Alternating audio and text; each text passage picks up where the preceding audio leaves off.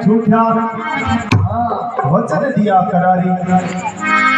अजमान जी महाराज ने और कहे कृष्ण भगवान कहने लग जाए जाओ मैं थारे घरे अवतार धारणा करूंगा और थारा लड़का को आऊंगा।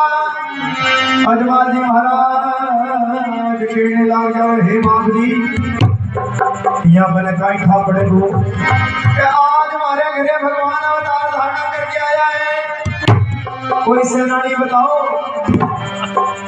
और किसी भगवान कहने लग जाए जाओ अजमान जी ठीक है दिन में थारे घरे अवतार धारा का भादुड़े दूजे जद चंदो करे राम देव बड़ आव सु तुम्हारो राखी विश्वास